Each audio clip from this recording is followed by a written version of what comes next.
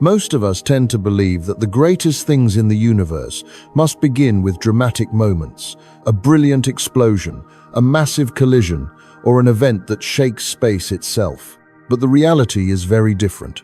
Worlds like Earth are not born from spectacle, but from things so small they are easy to overlook. Dust particles finer than smoke, drifting quietly inside clouds, so thin they seem almost unreal.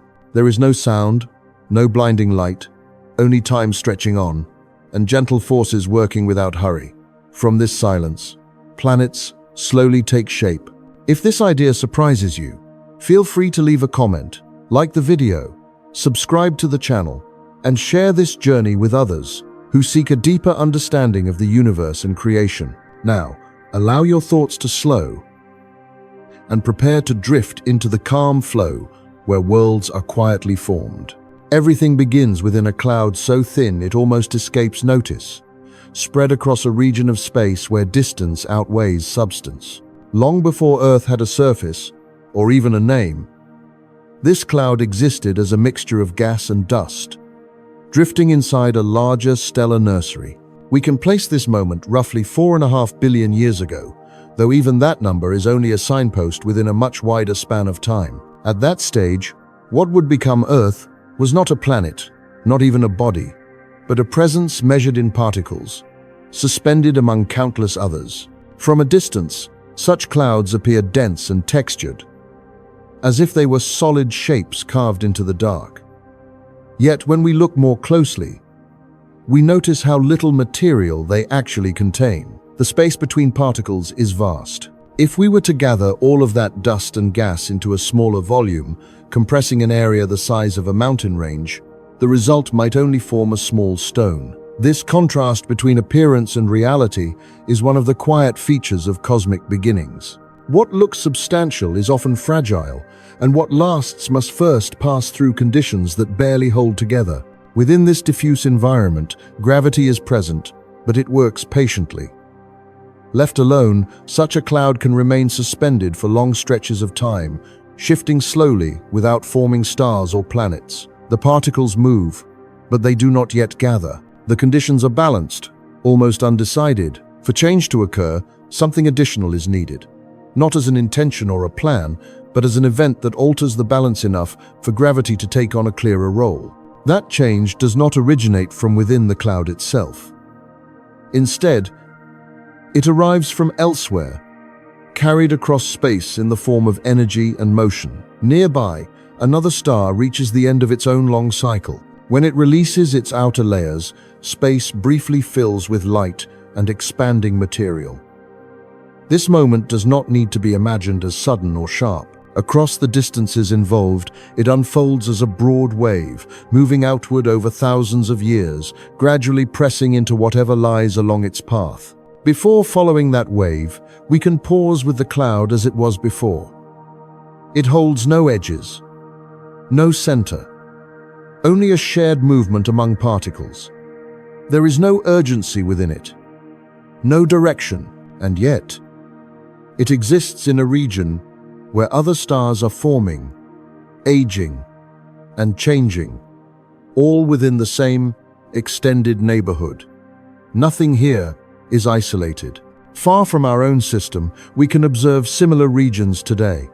One such place lies about 7,000 light-years away, within a formation known as the Eagle Nebula. When telescopes turn toward it, they reveal long columns of gas and dust rising from a brighter background. These structures are often called the pillars of creation, though they are not pillars in any architectural sense. They are streams of material shaped by gravity and radiation, extending for distances that exceed trillions of miles. Seen up close, these columns resemble slow-moving landscapes. They stand not because they are rigid, but because denser material resists dispersal longer than its surroundings. Within them, dust gathers in pockets, shielded slightly from nearby radiation. These pockets are not yet stars, but they are no longer evenly spread. They are beginning to differ from their surroundings in subtle ways. As we observe these regions, we are not looking back in time out of curiosity alone. we are noticing patterns that help us understand how our own system once formed. The Eagle Nebula shows us that stellar nurseries are shaped both by quiet accumulation and by influences arriving from beyond their boundaries. The present becomes a guide to the past, not through exact repetition, but through shared processes. In images captured by infrared telescopes, including observations from the mid-2000s, we see young stars embedded within these columns. Their presence tells us that compression has already occurred. Material that was once dispersed has become dense enough to begin collapsing inward. The light from nearby stars and expanding shells of gas has contributed to that change, not by targeting specific locations, but by altering conditions across wide regions. We can imagine something similar occurring near the cloud that would eventually give rise to the Sunday. A wave of energy moves through space, not as a single instant, but as a gradual arrival. As it reaches the cloud, it does not erase it. Instead, it presses against it, increasing density in some areas while allowing others to drift away. The cloud responds unevenly, forming knots and streams, each reacting slightly differently. This interaction is sometimes described using dramatic language, but it can also be understood as a process of rearrangement. Energy enters the system, matter shifts position, and gravity responds to the new distribution. What was once too diffuse to collapse now begins to gather. Regions that cross a certain threshold start drawing material inward, slowly, steadily. At the center of one such gathering, a concentration of gas grows warmer as it becomes denser. Pressure increases, not abruptly, but through continued accumulation. This region does not yet shine, but it marks the beginning of a star. Around it, the remaining material does not fall straight in. Instead, it spreads into a flattened shape, guided by rotation that was present even in the original cloud. This is how a protoplanetary disk takes form. What began as a nearly invisible mixture now becomes a rotating system with structure and direction. The central region continues to grow, eventually becoming the early sun, while the surrounding disk holds dust grains that move in shared orbits. These grains are small, but they encounter one another repeatedly, touching, separating, and sometimes staying together. The disk itself is not uniform. Closer to the center, heat limits what materials can remain solid. Farther out, cooler conditions allow ice and other compounds to persist. This gradient shapes what kinds of bodies can form in different regions. It is not a design, but a result of distance and temperature unfolding over long intervals. Within the disk, gravity does not act alone. Motion, collisions, and electromagnetic forces all contribute to how particles interact. Over time, some grains become clusters, and some clusters become larger bodies. Each step is incremental. No single moment defines the transition from dust to planet. Instead, there is continuity, a chain of small changes linking one scale to the next. As these bodies grow, their own gravity begins to influence their surroundings. Larger mass leads to rounding, as material pulls inward from all directions. This is how spherical shapes emerge, not through smoothing, but through balance. Irregularities diminish as gravity asserts itself more clearly. Throughout this period, material from farther regions continues to arrive. Asteroids and comets carry compounds formed in colder environments, delivering them gradually. This exchange is not brief. It extends across millions of years, contributing to the growing complexity of the forming planets. Earth, within this disk, gathers enough mass to differentiate internally. Heavier elements move toward the center. Lighter ones remain closer to the surface. This separation generates heat and motion within the planet, setting the stage for later features, including a magnetic field. That field does not announce itself, but it plays a steady role, interacting with the surrounding space environment in ways that support long-term stability. Nearby, the Moon takes shape from material that remains in orbit around Earth. Over time, its presence influences rotation and tides, adding regularity to Earth's motion. This relationship settles gradually, becoming part of the system's enduring pattern. All of this unfolds without urgency. Billions of years pass as particles move, gather, and reorganize. The processes do not aim toward an outcome. They simply follow physical principles, acting over time. What emerges is not sudden, but the result of countless small interactions layered upon one another. We can remain with this view, noticing how a thin cloud, once pressed and reshaped, becomes a system of orbits and balances. The same forces continue to operate elsewhere, shaping other worlds in other disks under slightly different conditions. There is no single beginning, only transitions from one state to another. Across these scales, motion continues, and the arrangement of matter keeps adjusting, quietly extending forward. Before there are stones, before oceans or iron cores, there is a quieter moment, one that passes almost unnoticed. It is the moment when particles as small as smoke decide, without intention, to remain near one another instead of drifting apart. In the disk surrounding the young sun, this moment unfolds again and again, slowly shaping what is possible next. Within this protoplanetary disk, dust is everywhere. It circles the early sun in broad, flattened paths, sharing motion but not yet sharing form.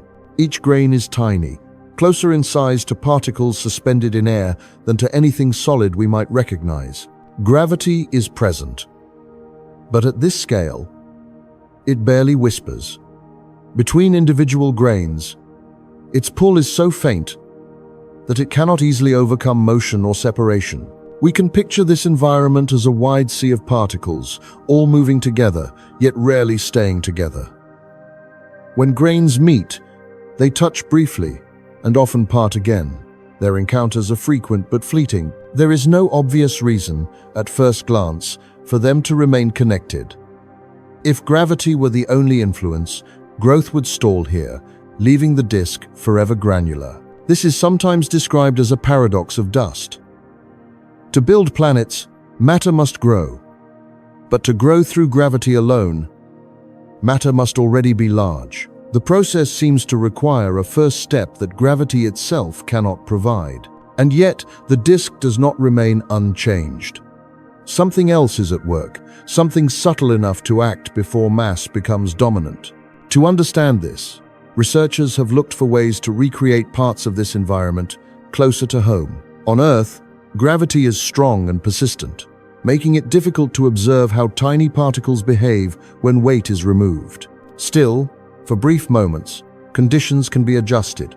In Germany, there is a tall structure designed for this purpose, a drop tower that allows experiments to experience near weightlessness. Inside this tower, a capsule is accelerated upward rapidly, reaching high speeds in a fraction of a second. It then follows a carefully controlled path, rising and falling through hundreds of feet. During this journey, for several seconds, everything inside the capsule shares the same motion. In that interval, objects no longer press downward. Dust grains, instruments, and air all move together, creating a short-lived environment that resembles space more than Earth. It is not long, but it is enough to observe how particles interact when gravity is no longer dominating their behavior. Within these experiments, clouds of fine dust are released inside the capsule. As the system enters this shared motion, the grains float freely, encountering one another gently. What emerges from these observations is not chaos, but contact. Particles that meet do not always separate. Some remain attached, forming small clusters. The reason lies in forces that operate at very small scales. When particles touch, they can exchange tiny amounts of electric charge. This charge imbalance creates attraction, not through gravity, but through electrostatic force. It is the same effect that causes clothing to cling after being dried, or fine dust to gather beneath furniture in loose, irregular shapes. In the disk around the early sun, dust grains are constantly interacting with light, gas, and one another. These interactions allow them to carry small charges. When two charged grains meet, they can adhere, forming a slightly larger structure. That structure, in turn, has a greater chance of capturing another grain during its next encounter. Over time, these attachments lead to fluffy aggregates, collections of dust that resemble soft clouds rather than solid objects. They are porous, irregular, and light. Their strength does not come from solidity, but from the number of connections holding them together. Each contact adds stability, even if the overall structure remains fragile. What is notable is how ordinary these forces are. Electrostatic attraction is familiar from everyday life, yet here it operates on a cosmic stage. The same principles that allow dust to cling in a quiet room also help matter take its first steps toward becoming worlds. As these dust clusters grow, their behavior changes slightly. They still follow the disk's rotation, but their increased size alters how they move through gas. They drift differently, encounter other clusters more often, and continue to accumulate material. Growth remains gradual, never abrupt. Still, at this stage, these aggregates are not rocks. They have no solid surfaces, no fixed shapes. They can compress, stretch, and deform when they meet other clusters. If they collide too strongly, they may break apart. Their existence marks progress, but not completion. This highlights another feature of planetary formation. It proceeds in stages, each with its own requirements. Sticking together is necessary, but it is not sufficient. For matter to become durable, additional processes must follow. Within the disk, conditions vary. In some regions, heat fluctuates. In others, energy arrives through radiation or brief electrical discharges. These influences can alter the internal structure of dust aggregates, encouraging compaction or partial melting at very small scales. Over time, some clusters become denser, less flexible, and more resistant to separation. As this happens, gravity begins to play a slightly larger role. The aggregates are still small, but their increased mass allows them to influence their surroundings just enough to matter. The transition is not marked by a single moment. It is a gradual shift, where different forces overlap and share responsibility. The disk continues its rotation, carrying these evolving particles along steady paths. There is no rush toward an outcome. The system allows many attempts, many variations, with some clusters growing and others dispersing. What persists does so because conditions permit it, not because it is favored. We can remain with this image of countless particles learning, through repeated contact, how to remain together.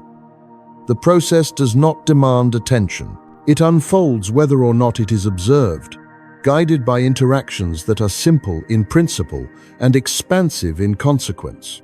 As clusters drift and change, the disk itself maintains its broad structure. The early sun continues to gather mass at the center, while material farther out follows stable orbits. Within this environment, the groundwork is laid for the next transformation, where softness gives way to solidity, and accumulation leads toward form. For now, the dust continues its quiet work, circulating, touching, and holding, preparing conditions for what will follow without needing to arrive there all at once. For dust to become stone, the universe passes through a quiet interval where charged clouds come alive with brief flashes of energy, and matter is warmed for only a short while before it cools again. The soft aggregates that once behaved almost like smoke begin to change character, taking on firmness that will allow them to endure the long journey from grains to worlds. In the protoplanetary disk around the young sun, the stage is already set. Countless clusters of dust, built up from earlier encounters, move along shared orbits. They are still porous and light, more like tiny bundles of fibers than solid rock. Their shapes deform easily when they meet something else. To become the building blocks of planets, they need a way to harden, to transform from loose assemblies into something that holds its form. Within this disk, gas and dust are not only moving, they are also interacting electrically. As particles rub against one another, as they drift through ionized gas and absorb and emit radiation, they can accumulate charge. Over time, regions of the disk can become electrically imbalanced, much like the way clouds on Earth can build up charge before a storm. We can picture a broad, dim environment where dust clouds carry these charges, not as a single event, but as a pattern that stretches across space. Fields of electricity grow and shift in the darkness, threading through the disk. The scene resembles a storm cloud, but extended to a scale where the distances between features are measured in millions of kilometers instead of a few miles. There is no sound here, only changes in fields and particles. When the charge difference between two regions becomes large enough, the system seeks a new balance. Currents form, and along certain paths, that balance is restored quickly. The result is what we might call cosmic lightning, long channels where energy flows through the dust and gas, heating whatever lies along the way. These discharges do not need to be imagined as violent flashes. Over astronomical distances, they are simply another way energy moves from one place to another. As one of these currents passes through a cloud of dust aggregates, it briefly raises their temperature. In some models, the heating can reach around 3,000 degrees Fahrenheit, but only for a short period of time, perhaps minutes or less. At such temperatures, parts of the dust melt. Not everything liquefies, and not all at once. Instead, surfaces and outer layers soften, while interiors remain more solid. We can imagine one of those fluffy clusters suspended in the disk, then, for a brief interval, passing through a region where the electric discharge threads its way. The outer grains glow with heat, edges soften, and fragments that were once only loosely attached begin to flow together. As the discharge moves on and the local environment cools, the molten material solidifies again, locking grains into a new configuration. What emerges from this cycle of heating and cooling is something more compact. Instead of a loose cloud, we now have small, firm spheres or irregular pebbles, their surfaces fused. In many meteorites that reach Earth today, scientists find tiny rounded inclusions, little stone beads embedded within the larger rock. These are known as chondrules, and they are considered among the oldest solid objects in our planetary system. Each of these small spheres carries a record of that early environment. Their textures, compositions, and internal patterns capture the conditions under which they melted and cooled. They are like memory fragments, holding onto a story that began around 4.5 billion years ago, when the material that would one day form Earth and its neighbors was still part of a shared disk. We can think of these chondrules as ancient marbles, not in the sense of a game, but as rounded units that can pack together. When multiple chondrules and other solid fragments come into contact, they can bind with fine dust, acting as a kind of natural cement. Bit by bit, larger rocks form, each one a collection of many earlier episodes of melting, cooling, and aggregation. In this way, the journey from dust to stone proceeds through many brief bursts of energy spread over long intervals. There is no single, decisive flash that creates all the rock at once. Instead, countless discharges occur across the disk, each affecting local material, each contributing a small piece to the eventual inventory of solid bodies. Once stones exist, the dynamics of the disk shift again. These rocks are more massive and more coherent than their predecessors. When they move through gas, they interact differently. When they encounter other rocks, the outcomes change. Slow encounters can lead to sticking, and repeated low-speed collisions allow bodies to grow. The process is still gradual, but the scale begins to increase. We can picture a broad region, filled now not only with dust, but with pebbles, stones, and compact clumps. As they orbit the young sun, their paths occasionally cross.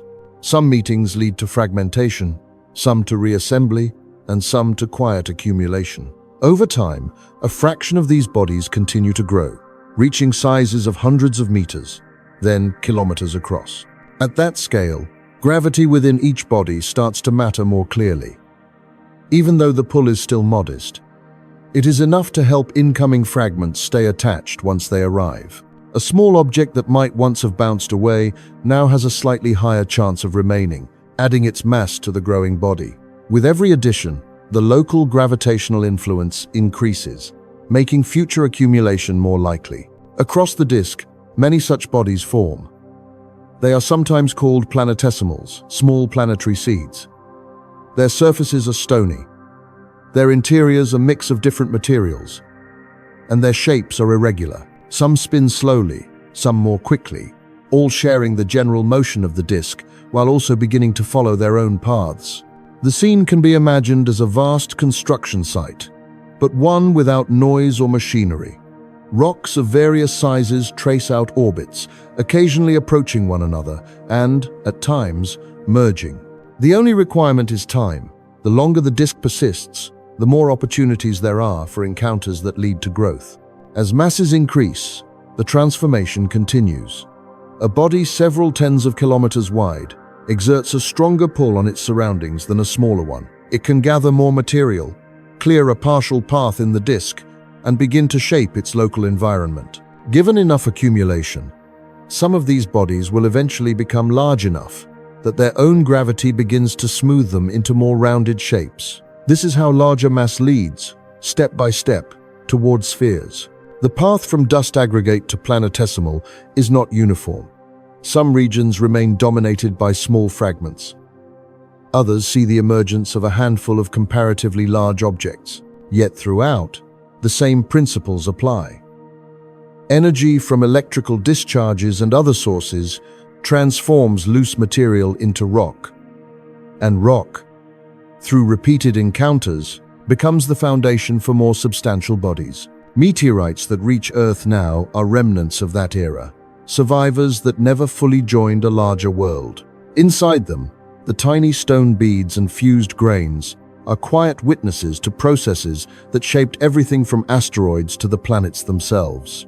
When these rocks are studied, they offer a direct connection back to the early disk, linking the present to a time when Earth did not yet exist as a complete planet, but its ingredients were already circulating around the Sunday. We can remain with this image for a while. A young solar system filled with charged clouds, brief currents of energy, and the slow accumulation of solid matter.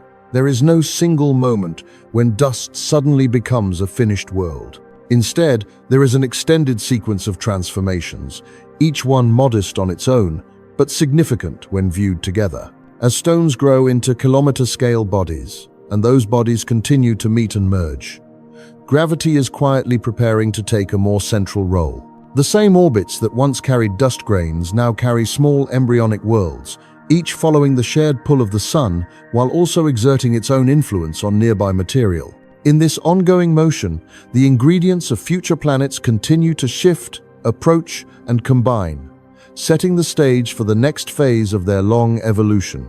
There is a threshold, after which motion changes character.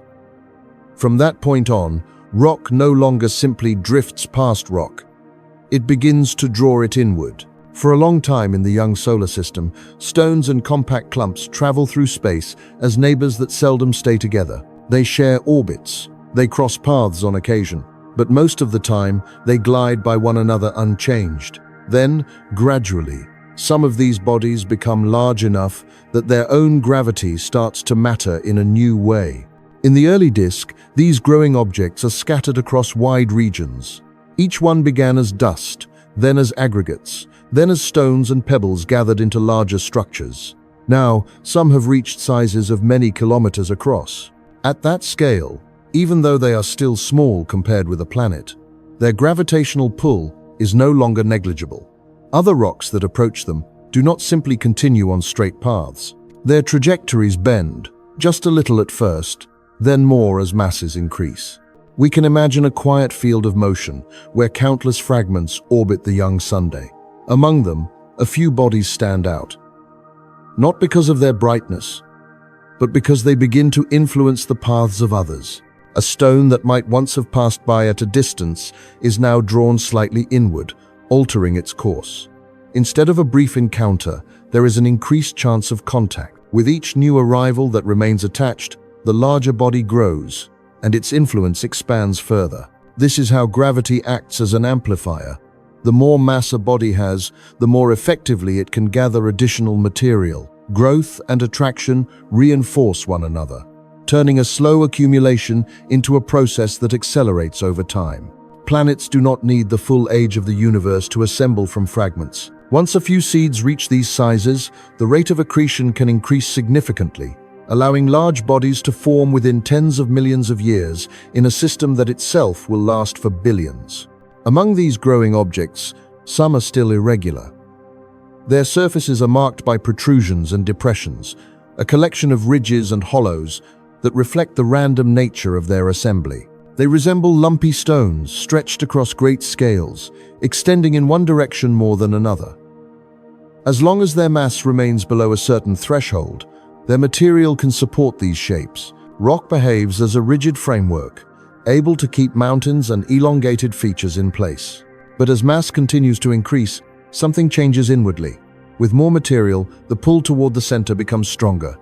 Regions that rise high above the average surface feel this pull more intensely. Deep within, the weight of overlying layers builds. Over geological timescales, solid rock, under such conditions, begins to behave more like an extremely slow-moving fluid. It creeps and settles, flowing imperceptibly toward configurations that reduce internal stresses. We can picture an object a few hundred kilometers across, once shaped like a distorted potato, gradually reshaping itself. Tall structures slump, extended lobes shorten, cavities close. Nothing happens quickly. Instead, every part responds to the steady inward pull, seeking a position where forces balance. The result of this quiet rearrangement is a rounded form. Larger mass leads naturally to a spherical shape through gravity, not as an imposed design, but as the simplest configuration that allows material to rest. Reaching this rounded form is a milestone. It marks the point at which a body is large enough that its own gravity has reworked its surface and interior. Earth, which will ultimately grow to a diameter of many thousands of kilometers, passes through such a stage early in its history. At that time, it is still far smaller than the moon we see today, but it already shows the basic outline of a world, curved and continuous. As material continues to arrive, another effect becomes increasingly important. When rocks fall onto a growing body from space, they bring not only mass, but energy. Their motion relative to the surface is converted into heat upon impact. Over long periods, countless encounters deposit significant amounts of energy into the forming planet. In addition, some of the elements locked within the rock are naturally radioactive, releasing heat from within as they decay. Taken together, these sources of energy can warm the interior to the point where much of it becomes molten. Instead of a solid structure throughout, the young Earth enters a phase where large regions are partially or fully liquid. The surface may be covered by a layer of molten rock, and beneath that, deeper zones circulate slowly, transporting heat from the interior toward the exterior. In this molten state, materials separate according to their densities. Heavier elements, such as iron and nickel, tend to move inward, sinking toward the center. Lighter silicate materials remain farther out, rising and forming the basis of what will become the mantle and crust. This process, known as differentiation, is gradual but transformative. It organizes the interior into distinct layers, a dense metallic core overlaid by a thick shell of rock, with the outermost regions eventually cooling enough to form a solid surface. Within the metallic core, motion continues. Liquid metal moves under the influence of rotation and internal heat, generating a magnetic field that extends outward into space. This field creates a protective region around the planet, interacting with charged particles from the sun and deflecting many of them. It is a form of quiet shielding, sustained by processes deep beneath the surface, long after the initial phase of accretion has passed. At this stage, Earth is still growing. In its early rounded form, it may only span a few hundred miles from side to side, far smaller than its later size. To reach its eventual mass, it must accumulate material many thousands of times greater than it currently holds. The disk around the Sun still contains numerous planetesimals and larger embryonic worlds, each tracing its own orbit, each a potential contributor to Earth's continued growth. We can imagine a young spherical world moving through a neighborhood crowded with other bodies. Some are small, little more than remnants of earlier stages. Others are comparable in size, following paths that sometimes bring them closer, sometimes carrying them away. Over time, gravitational interactions change these paths. Some bodies merge with Earth, adding their mass and energy. Others are deflected, scattered into new orbits, or drawn toward different regions of the system. All of this unfolds against the backdrop of a sun that has fully ignited and settled into a steady pattern of energy output. The system has already existed for tens of millions of years, and it will continue for billions more. Earth's formation, situated around 4.5 billion years in the past, relative to the present, occupies only a small portion of that full span. But within that portion, many important changes occur. The ability of a planet to hold onto an atmosphere and liquid water depends on its mass and temperature. A body that is too small struggles to keep light gases from escaping into space. Without sufficient gravity, molecules simply drift away over time. Similarly, the ability to sustain a long-lived magnetic field and internal heat is linked to size and composition. For a world to offer stable conditions at the surface over extended periods, it must grow beyond the smallest scales of planetary embryos. In the early solar system, not every body reaches that threshold. Some remain as asteroids, irregular and relatively small. Others become part of larger structures, joining through slow encounters and merging so thoroughly that their individual identities are lost, their material now incorporated into a more massive whole. Earth's path is one of continued growth, as it gathers enough mass to maintain a thick envelope of gas, retain water at the surface, and sustain the internal motion that supports its magnetic field. From afar, this process might look like a long exchange of material. Bodies approach, interact, and either join or move on. The details of each encounter differ, but the overall trend is clear.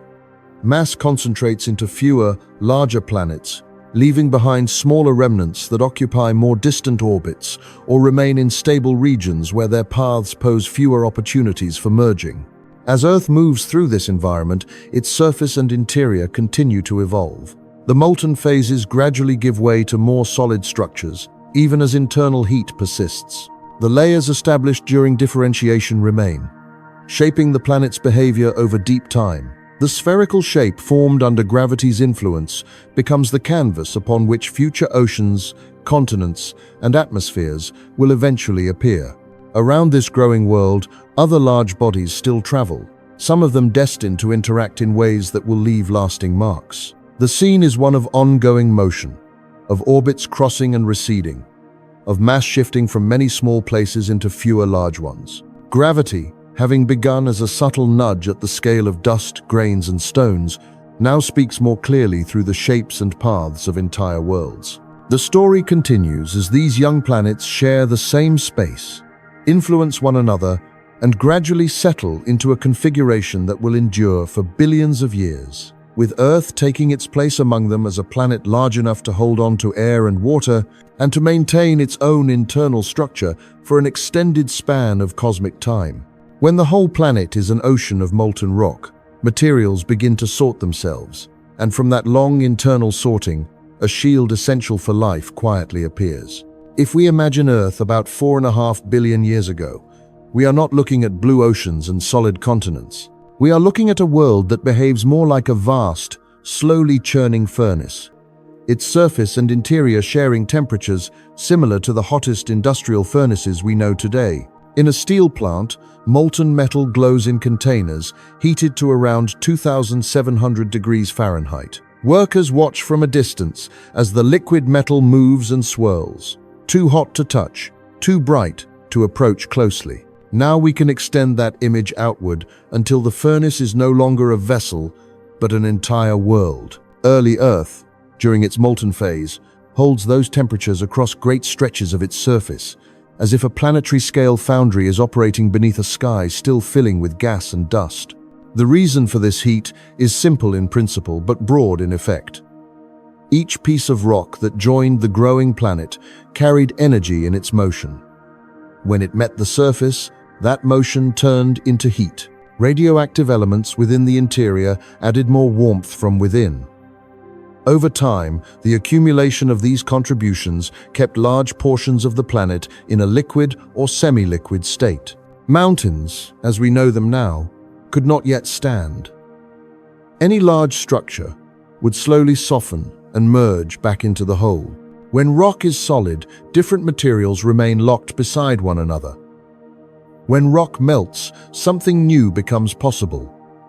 In a molten mixture, components can move relative to each other. Heavy elements can drift downward, while lighter ones can drift upward, guided by density rather than by the shapes they once held. In the young Earth, this natural sorting begins to reshape the entire planet from the inside out. Iron is one of the key elements in this story.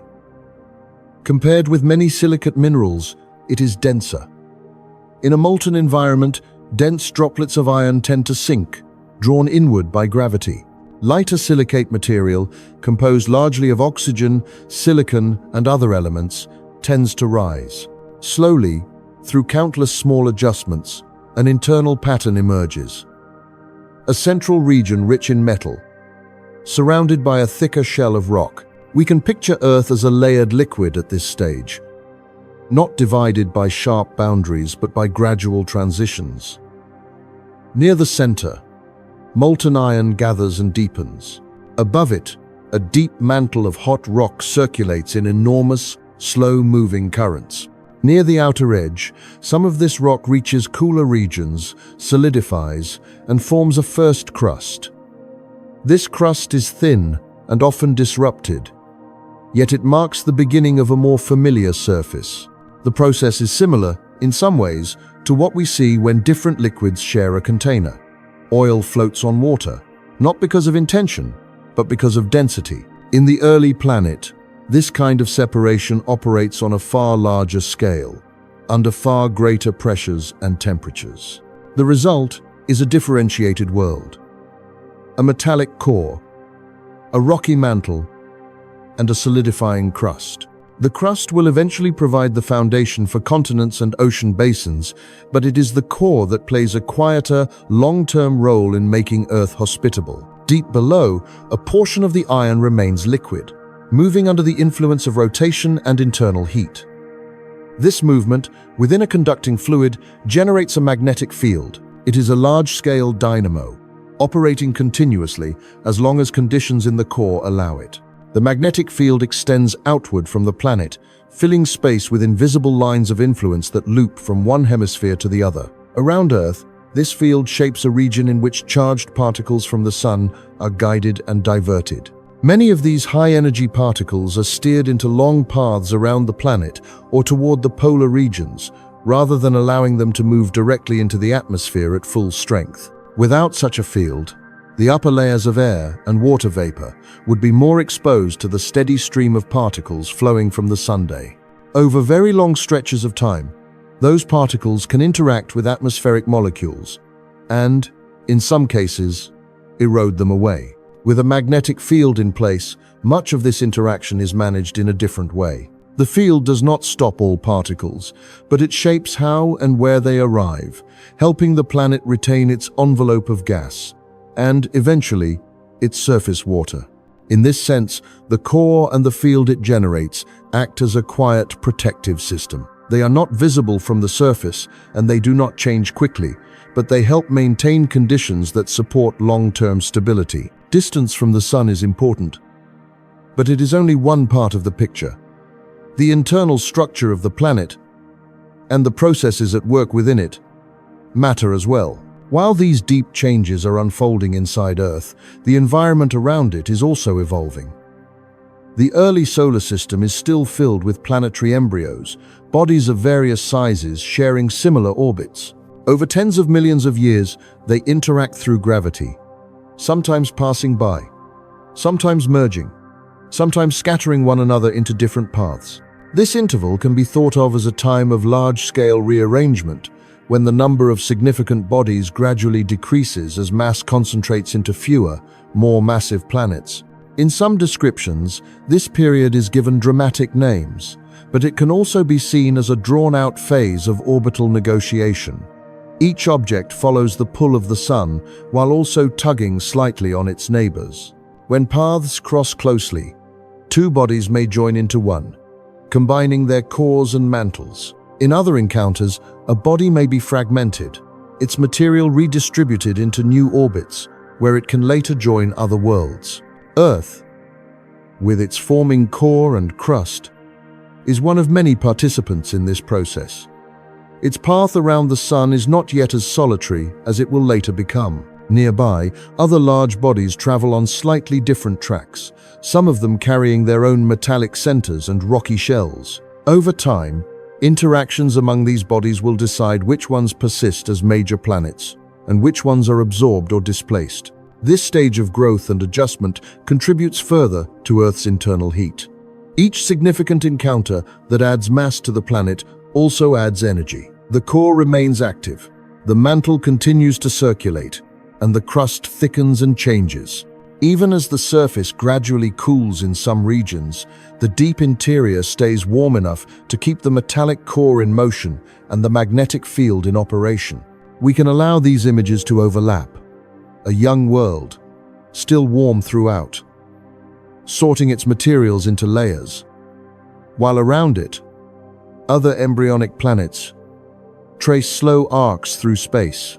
Inside, iron sinks and locks into a central region that will spin and flow for billions of years. Outside, the field created by that motion extends into space, shaping the paths of charged particles and helping to preserve an atmosphere that has not yet fully formed. As the solar system continues to evolve, Earth's place within it becomes more defined. The number of large neighboring bodies decreases. Orbits settle into more stable patterns. The early phases of intense heating and differentiation give way, little by little, to a world where solid crust can remain in place long enough for oceans and weather systems to emerge. Through all of this, the core remains at the center of the story, unseen yet crucial. Its formation is a direct result of the molten conditions in the planet's youth. Its motion sustains a magnetic field that will continue to operate across immense spans of time. Together, these features help shape a world that can hold onto air, water, and surface environments long after the era of global molten rock has passed. The scene does not end here. Beyond Earth, other bodies still move, and one of them will play a particularly important role in the planet's future path, further altering its rotation, its tilt, and the conditions at its surface as the long history of planetary shaping continues. There is a time in Earth's story when a world about the size of Mars approaches, following its own long, stable path around the young Sunday. For millions of years, Earth and this neighbor, which we now call Theia, share the same region of space, tracing orbits that are almost in step. From far away, it would look like a slow dance, rather than a sudden event. Two growing worlds moving through the same broad lane of the solar system. Over time, small changes in their paths bring them closer. Gravity nudges them gently at first, then a little more. Their orbits begin to intersect more deeply. Eventually, the two bodies no longer pass at a distance. They move toward a long encounter. Theia is substantial, comparable in size to Mars, with its own core and mantle, its own history of accretion. Earth, still young but already rounded and layered, meets it not as a finished world, but as a work in progress. The angle of that encounter matters. A direct, central impact would have scattered far more material, perhaps leaving only a wider ring of fragments where Earth's orbit lies now. Instead, according to leading models, the paths of the two bodies intersect at a glancing angle. Theia's motion across Earth's trajectory is offset so that the meeting, while immense in scale, allows a significant portion of Earth's mass to stay gathered. It is less a complete break and more a deep, restructuring contact between two worlds. When their surfaces touch, the energy involved is spread through both bodies. Crust and mantle are stirred, heated, and rearranged. For a time, Earth returns to a molten state, a world once again dominated by magma at the surface and by circulating rock beneath. Any early crust that had begun to stabilize is reworked. The depth of this molten layer can be imagined as stretching for hundreds of miles below the surface, a global ocean of rock that moves and glows. At the same time, a large amount of material is lifted away from the combined body. Fragments from Earth's outer layers and segments of Theia's mantle are thrown into orbit, not as a single object, but as a broad, hot ring of debris encircling the planet. From the surface, if one could have watched through the haze and vapor, this ring would have appeared as a luminous band, slowly circling against the dark backdrop of space. Over time, this ring cools. Individual pieces follow the same direction of motion, turning around Earth in a shared schedule. Their paths intersect. And just as earlier dust did in the protoplanetary disk. These larger fragments begin to gather. Some models suggest that this process may have produced not one, but two substantial moons, each coalescing from the shared ring of rock, each tracing a distinct orbit that remains stable for long intervals. We can imagine a sky lit by two companions, two disks of reflected sunlight, changing their positions from night to night, sometimes drawing close, sometimes drifting apart. Their presence would have shaped tides and light in ways unfamiliar to us now. These twin bodies, both born from the same ring of debris, continue to move in the gravitational field of Earth and of each other. Slowly, their orbits evolve. Perturbations accumulate. Their paths bring them closer until, after perhaps many millions of years, they themselves merge into a single larger moon. The moon we see today may thus carry within it the history of multiple earlier configurations, a quiet record of mergers and rearrangements in Earth's near space. Its composition, similar in many ways to Earth's outer layers, echoes the shared origin in the debris ring that followed the Theia encounter. It is not a captured visitor, but a companion formed from the same material that once made up Earth's young surface and Theia's mantle. As this new moon settles into its orbit, its influence on Earth becomes one of the most important stabilizing elements in the system. The Earth is not a perfectly rigid object. Its spin axis can be tilted more or less relative to its orbit around the Sunday. That tilt is what creates seasons. Without a significant moon, calculations suggest that the axis could wander more dramatically over long periods, leading to large variations in climate patterns. With a relatively large moon nearby, almost like a smaller companion planet, Earth's rotation behaves differently. The gravitational interaction between the two bodies acts like a steadying hand on a spinning top. The tilt still changes slowly over time, but within a more limited range. Seasons come and go in recurring patterns rather than swinging wildly between extremes.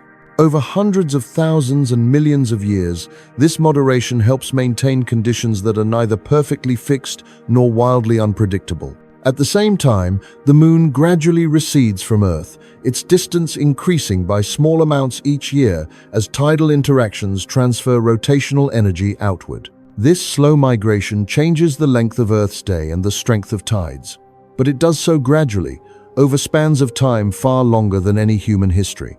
The system of Earth and Moon continues to adjust, but always under the same set of physical principles that have guided it from the beginning. The presence of such a large moon, relative to its host planet, is unusual in our solar system. Other planets have many moons, but few have a companion that is such a significant fraction of their own size. This shared configuration affects not only the tilt of Earth's axis, but also the long-term stability of its rotation and the pattern of its tides. Together with the right distance from the Sun and a suitable mass, the Moon's influence becomes part of the quiet framework within which life will later unfold. Meanwhile, asteroids and comets continue to travel through the solar system, carrying water and volatile compounds toward the inner regions. Some are drawn into orbits that intersect Earth's path, joining the planet through slow encounters that add to its inventory of materials. Others pass by and continue elsewhere. The Earth-Moon pair moves through this environment as a combined system, their shared center of mass tracing a smooth path around the Sunday. Theia's encounter, which might first seem like an isolated event, is therefore part of a broader sequence. It reshapes Earth's surface, contributes material that becomes the Moon, and adjusts Earth's rotation and tilt in ways that will matter later for climate and habitability. The molten conditions that follow the encounter allow the interior to continue differentiating, maintaining a metallic core and a circulating mantle. The magnetic field persists, the crust thickens and changes, and the atmosphere evolves. Across all these stages, we see the same themes returning. Encounters that merge rather than destroy, heat that reorganizes rather than simply removes, and orbits that gradually settle into arrangements capable of lasting for billions of years. Around 4.5 billion years after these processes began, the result is a planet with a substantial mass, a layered interior, a persistent magnetic field, and a large companion that steadies its spin. We can stay with this picture. a blue and grey world still forming its first stable oceans and early crust, turning steadily beneath a single bright moon that once may have had siblings, all of them born from the same luminous ring of debris. The tides continue their slow work along the emerging shorelines. The axis remains tilted within a modest range, and the climate begins to express patterns that can persist over deep stretches of time. Far above, the moon orbits quietly, its distant face turned toward the same planet it has circled since its fiery beginnings. The Earth-Moon system moves together through the wider solar system, carrying within it the memory of a shared impact, a long ring of rock, and the gradual settling of two worlds into the companionship that frames the arrival of liquid water, air, and the surface conditions that will eventually allow complex life to appear. After the moon has taken its place in the sky, Earth is still a dry world. The surface is hot, with rock dominating the landscape and no global ocean to circle the planet. For a time, there is no water cycle, no clouds drifting over seas, only bare terrain and an atmosphere still sorting out its components. In this stage, Earth is closer to a glowing stone than to the blue planet we know now. Near the early sun, conditions are harsh for volatile materials like water. When the solar system was young, the inner regions received strong radiation and heat. Ice and many other easily evaporated compounds could not remain solid close to the sun for long. In these inner zones, any water that tried to settle on small rocky bodies would be driven off into space or broken apart. The inner planets, including the forming Earth, began under these constraints. Solid rock and metal were common. Stable surface water was not. Farther from the sun, beyond a certain distance, temperatures were lower. There, water could freeze and stay frozen on the surfaces of small bodies. Comets and some types of asteroids stored ice mixed with rock and dust. They circled the sun in their own orbits, forming reservoirs of frozen material in the outer regions. The solar system was already divided into zones, hot and dry inside, cold and ice-rich outside. If Earth began hot and dry, with little accessible water on its surface, then the oceans we see today must have been delivered or preserved through additional processes. The planet needed a way to acquire and keep significant amounts of water, even while orbiting relatively close to the sunday. That requirement turns our attention outward, toward the larger architecture of the solar system and the movements of its most massive planets. Jupiter and Saturn, along with Uranus and Neptune, did not always occupy the exact orbits they follow now. In many models of solar system evolution, these giant planets slowly migrated over long periods, exchanging angular momentum with countless smaller bodies. Their positions shifted by modest distances, but those shifts had wide-reaching effects. Orbits that were once stable became less so. Other orbits, previously inaccessible, opened up. At one stage, Jupiter and Saturn are thought to have entered a configuration known as a resonance. In this arrangement, for every 2 orbits that Jupiter completed around the Sun, Saturn completed approximately 1. This pattern meant that the 2 planets lined up in the same relative positions regularly, their gravitational influences reinforcing one another in a repeating rhythm. The effect was not sudden, but over time it disturbed the paths of many smaller bodies scattered throughout the outer system. We can picture the giant planets as large spheres moving steadily around the Sun, their mutual tugs subtly shifting the orbits of countless icy and rocky objects nearby. As their resonance persisted, some of those objects were nudged inward, some outward, and others into more elliptical or inclined paths. The overall result was a redistribution of material. Reservoirs of small, icy bodies were stirred, and a portion of them were directed toward the inner solar system. From Earth's perspective, this long interval would eventually manifest as an extended period of increased arrivals from space. Asteroids and comets, many carrying ice within or on their surfaces, began to cross Earth's orbit more frequently. Over millions of years, these bodies encountered the planet and joined it, adding their contents to its growing mass. Each encounter brought rock and metal, but also water locked in ice. Rather than imagining a single dramatic event, we can think of this as a long episode of delivery and exchange. The inner planets, including Earth, received repeated visits from objects that had formed in colder regions. Some of these visitors disintegrated in the atmosphere, some reached the surface intact, and others partially melted on the way down. In each case, water that had been frozen in deep space found its way into Earth's environment. The number of arrivals over these timescales was large. During the most intense phases, almost every part of Earth's surface would have been visited by impacts over millions of years. Each individual arrival affected only a limited region, but in aggregate, they contributed substantial quantities of water and other volatiles. Some of that water remained in the atmosphere as vapor. Some condensed and collected in low-lying areas as the surface cooled.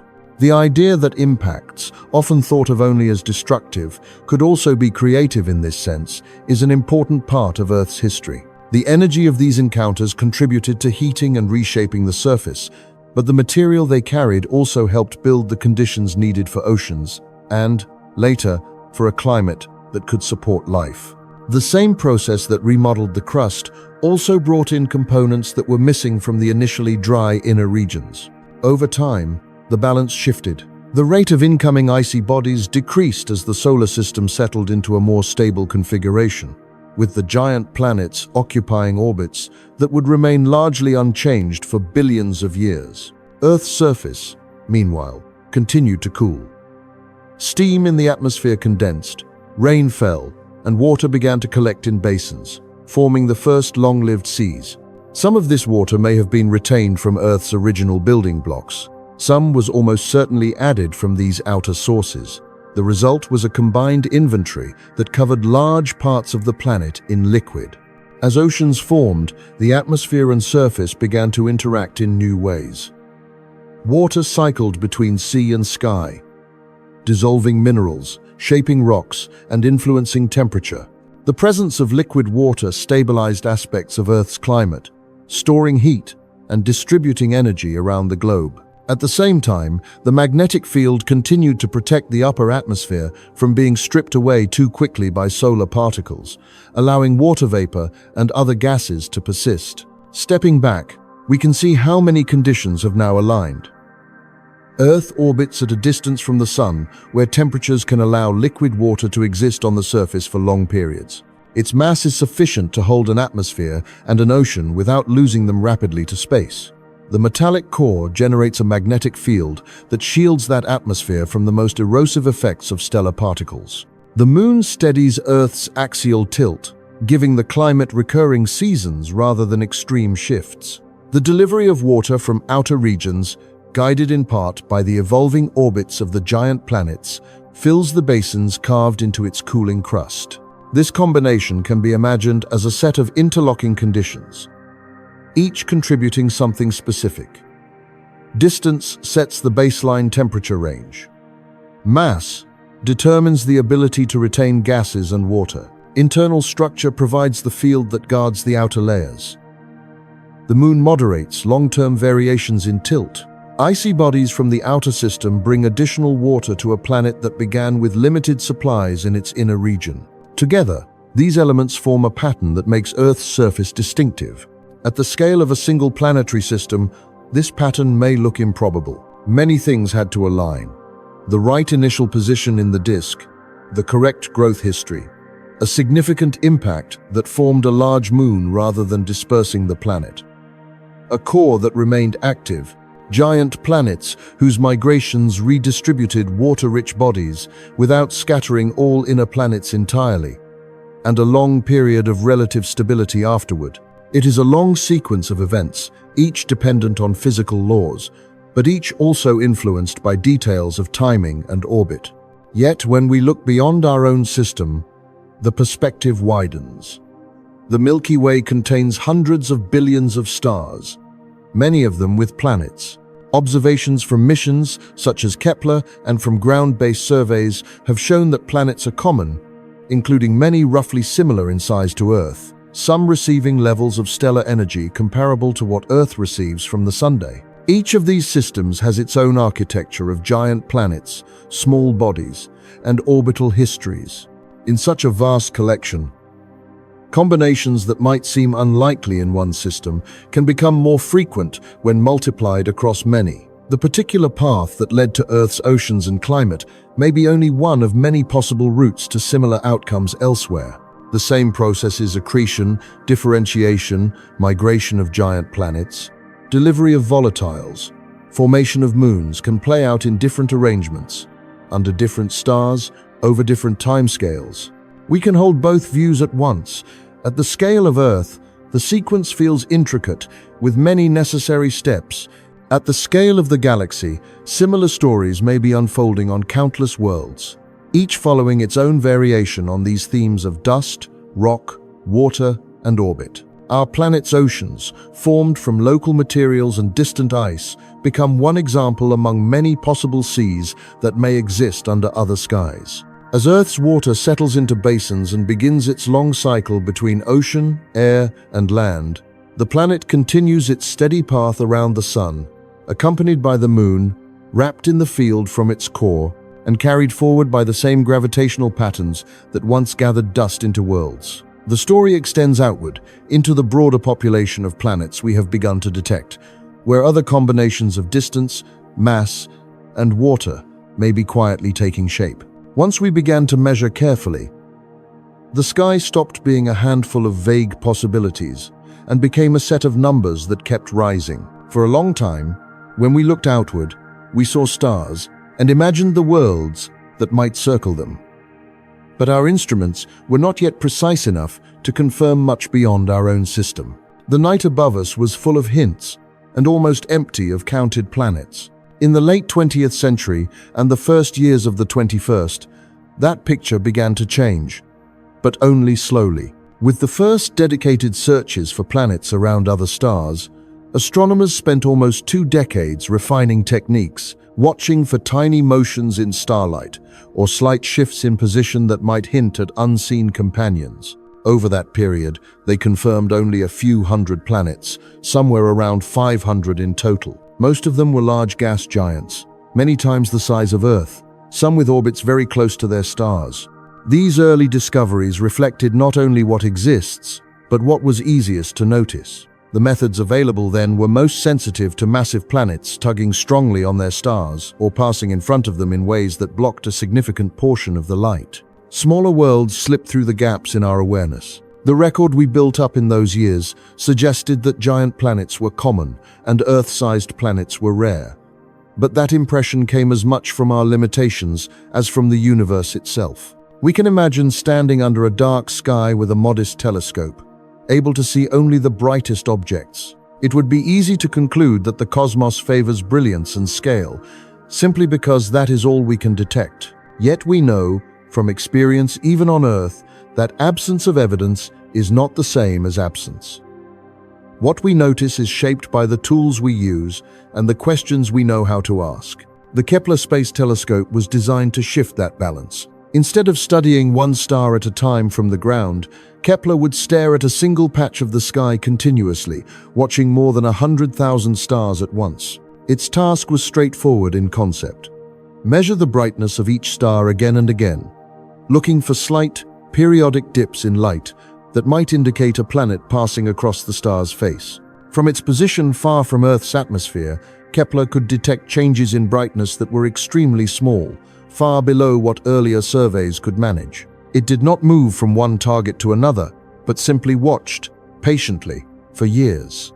The result of this steady observation was a sudden expansion in the number of known planet candidates. Instead of a few hundred spread over 2 decades, Kepler alone identified a few thousand potential planets in a much shorter interval. The systems it revealed were varied and intricate. Many stars hosted more than one planet. Some showed evidence for 2, 3, 4, 5, or even more worlds sharing the same star, each on its own orbit, arranged in layered patterns of period and distance. The image that emerges is not of lonely stars with 1 or 2 companions, but of planetary families, each with its own structure. We can think of these systems as musical phrases. Each orbit corresponds to a note, each spacing to a rhythm. Kepler's data showed us that the cosmos is full of such arrangements, repeating the basic process of disk formation and planetary accretion around star after star. Rather than being unusual outcomes, planets appear to be natural byproducts of star formation. Wherever a new star forms within a stellar nursery, its surrounding disk has the potential to gather dust, form planetesimals, and eventually give rise to worlds of many sizes. Among Kepler's findings were planets that differed from anything in our own solar system and others that felt more familiar. Some were only slightly larger than Earth, orbiting within regions where temperatures could, in principle, allow liquid water to exist on their surfaces. One notable example was a planet roughly twice the size of Earth, receiving a level of starlight not too far from what we experience from the Sunday. This would already be striking if Kepler had surveyed the entire sky. But it had not. Its field of view covered only a narrow slice, a patch so small that, if you held your thumb at arm's length, you could easily hide it. Through that narrow keyhole, the telescope found thousands of candidate planets, including some that approached Earth's size and temperature range. The implication is quiet but far-reaching. If a small fraction of the sky contains so many planets, then the full celestial sphere is likely to contain far more. The numbers invite us to adjust our sense of scale. What once seemed rare becomes, at least in terms of occurrence, more common. The story of dust turning into disks, disks turning into planets, and planets settling into orbits around stars appears to be a recurring theme rather than a single local story. Our galaxy, the Milky Way, is estimated to contain on the order of a couple of 100 billion stars. If even a substantial fraction of them, perhaps half, host planets, then the number of worlds within our galaxy alone reaches into the hundreds of billions. Some stars will have one or two planets, others will have many. Some will be small red stars with compact systems. Others will be more like the Sun, with planets spread over wider distances. We can visualize this by thinking of the Milky Way not as a smooth band of light, but as a collection of individual points, each point a star, and around many of those points, smaller points circling in dark. Every faint speck in the night sky becomes not just a source of light, but a potential center of its own planetary architecture, complete with disks, planetesimals, accretion, differentiation, and perhaps even moons. Against this backdrop, the particular path that led to Earth looks both intricate and, in a certain way, reproducible. The detailed sequence, the exact orbits of Jupiter and Saturn, the timing of the Theia encounter, the delivery of water from icy bodies, the formation of a strong magnetic field and a large moon might be unique in its specifics, yet the underlying processes are likely to occur elsewhere. Dust gathering in a stellar nursery, forming a protoplanetary disk, planets growing from repeated collisions of solids, larger mass leading to spherical shape, interiors separating into cores and mantles, fields arising from moving metal, moons forming from debris or capture. If even a small percentage of the hundreds of billions of planets in the galaxy follow some version of this path, the number of Earth-like worlds could still be large. The solar system gives us one example in detail. Kepler and other surveys extend that example into a statistical context, showing us that small, rocky planets in temperate orbits are not isolated anomalies. They are part of a broader distribution. It is possible to think of each planetary system as one roll of a many-sided die. The outcome depends on initial conditions in the molecular cloud, the mass and composition of the disk, the positions of giant planets, and countless smaller factors.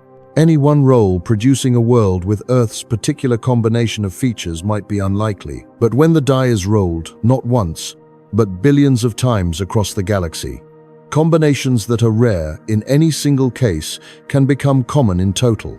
This does not tell us how many worlds develop atmospheres like ours, oceans like ours, or life. It does not answer questions about biology or consciousness. It simply extends our understanding of the physical groundwork. Stable orbits, rocky surfaces, the presence of water, the influence of moons and magnetic fields. The building blocks we see in our own history are echoed in the architectures we observe elsewhere. As we look back from this vantage point, the journey from a single planetary system to a galaxy filled with worlds feels continuous. We begin with a nebula. Watching dust gather and disks form, we follow the dust as it clumps, melts, hardens into rock, builds planetesimals, and grows into planets. We notice differentiation. cores and crusts, fields and moons, water arriving from afar. Then, with instruments like Kepler, we step outward and discover that this arc is not confined to our Sunday. It repeats, with variations, around many other stars. In the sky above us, each point of light still appears simple to the eye, yet behind that simplicity lies a quiet abundance of worlds, each following its own version of the same physical story that shaped Earth from dust into a place with oceans and seasons. The numbers we now attach to those possibilities do not close the story. They broaden it, stretching our sense of how many different ways the familiar processes of planetary formation can play out across the expanse of the Milky Way. The small stones that drift between planets can look, at first, like leftovers. They seem like fragments that did not quite belong anywhere, scattered pieces left behind after the main work of building worlds was finished. Yet when we follow their story more closely, these same stones become the first foundations of every rocky planet, and sometimes the quiet remains of a planet that never had the chance to fully form. In any newborn planetary system, before there are continents or oceans, even before there are complete planets, there is a wide population of solid bodies that grow out of the disk of dust around a young star. As dust grains stick together and harden into rock, the first substantial objects to emerge are not planets, but asteroids and similar bodies. They are the earliest solid expressions of the disk's material, the first step beyond dust and gas. We can picture a protoplanetary disk around a young star as a broad, flattened region filled with countless stones. Some are only a few meters across, others span kilometers. They move in ordered paths around the star, sharing the same direction of rotation. There are no true planets yet. Only millions of these intermediate bodies, each following its orbit, each a possible building block for something larger. The rocky planets that will eventually appear do not emerge in a single leap. They are assembled from these intermediate pieces. Each asteroid, each small world, is like a brick in a structure that has not yet been completed. Over time, gravity and motion guide them into encounters. When conditions are right, those encounters lead to growth rather than fragmentation, allowing some bodies to increase in size while others remain small. The way these bodies meet matters.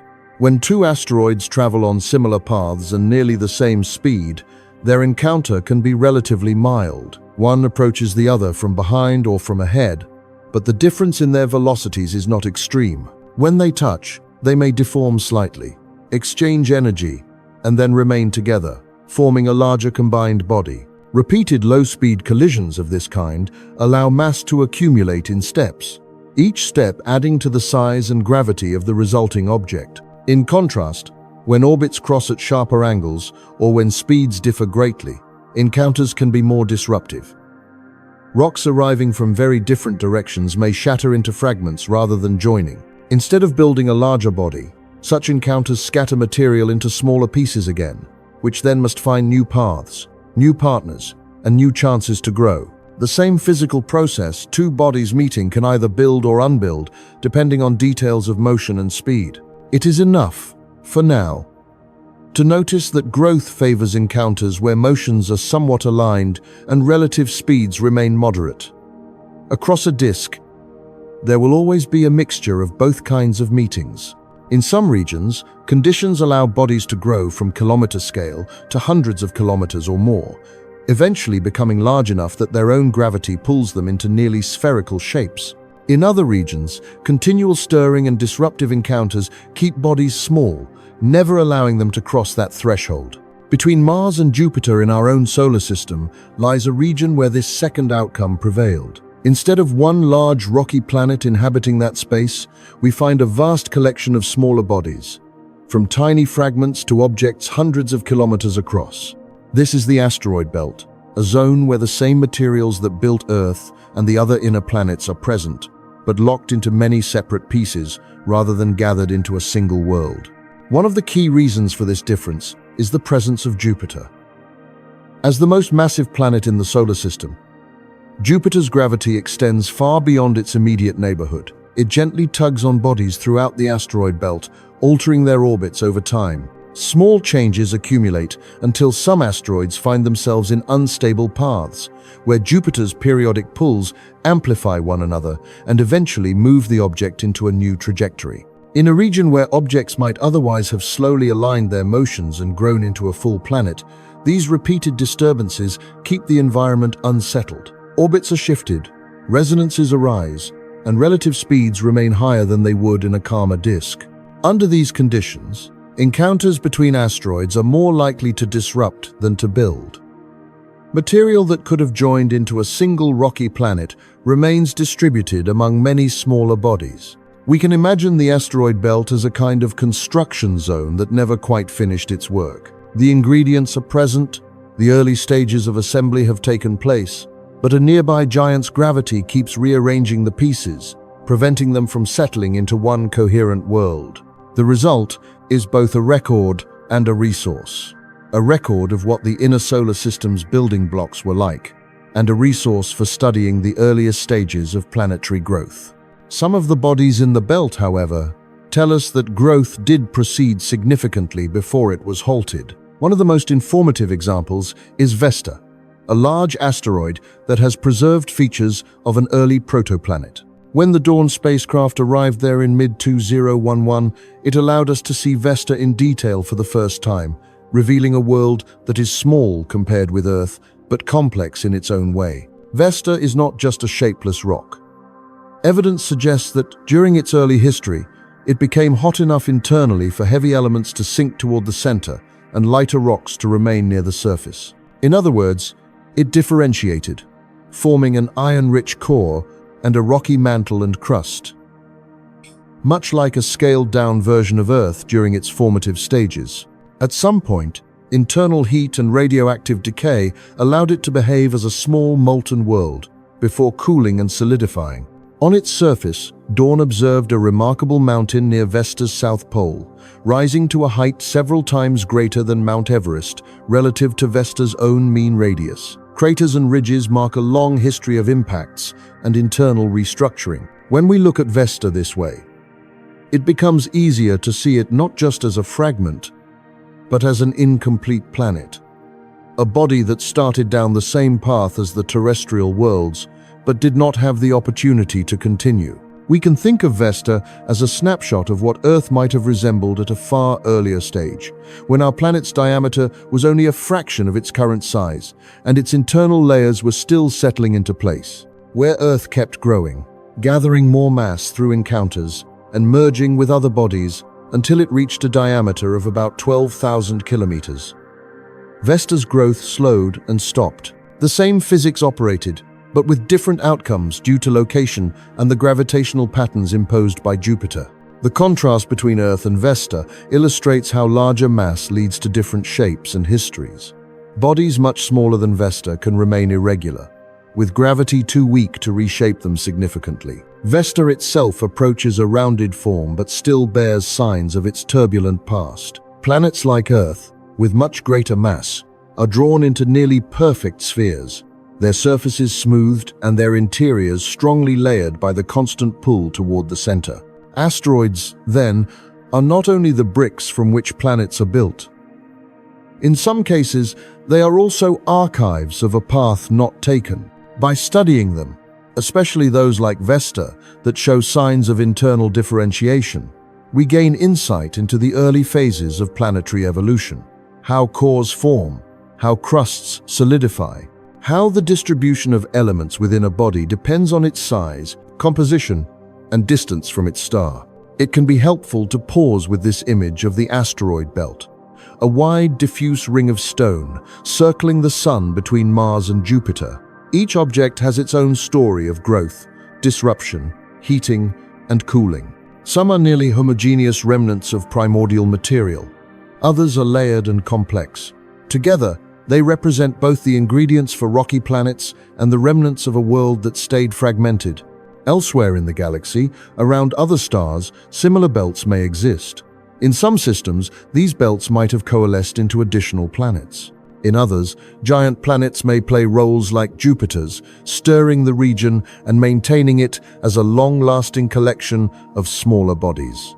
The same interplay between growth and disruption, between calm encounter and more forceful meeting, will decide whether a region gives rise to a planet or remains a field of wandering stones. For our own solar system, the outcome is a balance. 4 inner rocky planets, a large gas giant beyond them, and between Mars and Jupiter, a wide band of asteroids, some primitive, some partially evolved, all participating in a larger narrative that began in a stellar nursery about 4.5 billion years ago. Dust gathered into stones, stones into asteroids, asteroids into planets, while in at least one region, the process paused, leaving us with a place where we can still read the early chapters of planetary history written into the surfaces of small worlds. From these quiet stones, we trace backward to the disks that formed them, and forward to the planets they helped build, allowing the story of how worlds take shape to extend beyond Earth into the wider system of rocks and orbits that continues to circle the Sunday. At the cold edge of the asteroid belt, far from the sun's brightest warmth, a small world turns quietly in its orbit, holding within it more water than its size might suggest, and perhaps even an ocean hidden beneath its surface. This world is Ceres, the largest object in the belt between Mars and Jupiter, and a place where rock and ice share space in a way that invites us to think again about how and where water can be stored in a planetary system. Ceres holds roughly 1/3 of the total mass of the asteroid belt. Its diameter is about 600 miles, large enough that gravity has pulled it into a rounded shape and allowed its interior to settle into layers. It is no longer just a fragment. It sits in the category we call a dwarf planet, an intermediate between the small, irregular asteroids and the full-size planets like Earth, which formed approximately 4.5 billion years ago. When we picture it, we can imagine a dark gray sphere with bright patches, turning slowly against the blackness, surrounded by countless smaller bodies that share its general region. Unlike many rocky asteroids that are almost entirely mineral, Ceres appears to contain a substantial amount of water in frozen form.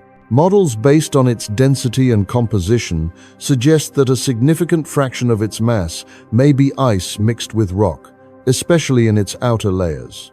In the deep cold of its orbit, far from the sun's more intense influence, this ice can remain stable for billions of years. We can think of Ceres as a reservoir, storing water in a solid state, simply because it resides in a place where temperatures allow that storage to endure. If we compare the estimated amount of frozen water within Ceres to the water on Earth, some studies suggest that the total could rival or exceed all of the fresh water on our own planet, though it is spread through a thick shell rather than gathered into surface lakes and rivers. Instead of oceans on the outside, Ceres may carry its water as deep ice, layered beneath a crust of hydrated minerals and salts. It is a quiet storehouse, preserved simply by distance and cold. The idea that such a small world could hold that much water changes how we think about the inner solar system's history. When Earth was young and still hot and dry at the surface, many of the bodies that approached it from the outer regions could have been Ceres-like in composition. Mixtures of rock and ice, carrying frozen water that had been stable in the cold for eons. If even a small number of objects with similar inventories had joined the forming Earth, the amount of water delivered could have been large. Planets grow from dust through repeated collisions and encounters. If some of those early encounters involved ice-rich bodies from the colder zones, the contribution to Earth's oceans would have been significant. Ceres also invites a deeper question: whether all of its water is solid, or whether some of it might exist in liquid form beneath the surface. As with other icy bodies, internal heat can play a role. Radioactive elements in the core, combined with the residual warmth left over from formation and early differentiation, may provide enough energy to keep a layer of water partially liquid under an outer ice shell. If so, Ceres could be home to a subsurface ocean or a network of brine pockets, slowly circulating beneath the crust. We can picture this arrangement as a layered structure. At the top, a rigid crust of rock and frozen salts, marked by craters, ridges, and smooth plains. Below that, a zone of ice mixed with other materials. Deeper still, perhaps, a region where ice has melted into liquid, forming a dark, quiet ocean pressed between the outer shell and the warmer interior. In that ocean, there would be no sunlight, only the faint glow of chemical reactions, slow exchanges of dissolved minerals, and temperature differences maintained by the heat from within. The Dawn spacecraft, after visiting Vesta, traveled onto Ceres and arrived there in 2015, sending back images and measurements that transformed this world from a point of light into a place with landscapes. Bright spots on its surface, particularly within a crater called Ocata, revealed deposits of salts that likely formed when brine from below rose to the surface and evaporated. These features hint that liquid water, or at least salty slush, may have reached near-surface layers in recent geological time. They do not prove the presence of a global ocean, but they strengthen the possibility that Ceres has, or had, liquid reservoirs beneath its crust. Whenever we encounter the idea of hidden liquid water, the thought of life is not far behind. On Earth, liquid water is a basic requirement for life as we know it. Wherever we find it in contact with rock and energy sources, complex chemistry tends to follow. In deep ocean vents, in subsurface aquifers, even in thin films on mineral surfaces, water acts as a medium for reactions that build and rebuild molecules. So when we consider a place like Ceres, with its potential for liquid layers beneath an icy shell, it is natural to wonder whether similar chemistry might occur there as well. We do not know whether life can arise in such environments, or how likely it is to do so. The origin of life remains an open question, shaped by geology, chemistry, and time in ways we are still learning to describe. But we can say that if Ceres has liquid water, a source of internal heat, and access to carbon-bearing compounds and other essential elements, it could serve as a natural laboratory for prebiotic chemistry. Over millions or billions of years, such a laboratory might explore many pathways of molecular assembly, most of which might lead only to complex but non-living systems, while some might approach the threshold of life. This leads to another possibility, that small worlds like Ceres might not only store water and complex molecules, but also participate in moving them around a planetary system.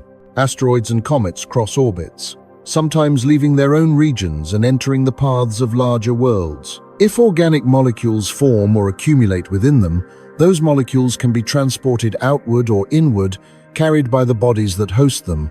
In this way, the chemistry that occurs in isolated, cold environments does not remain there forever. It can be shared. Some hypotheses suggest that life on Earth could have been helped or influenced by such transfers.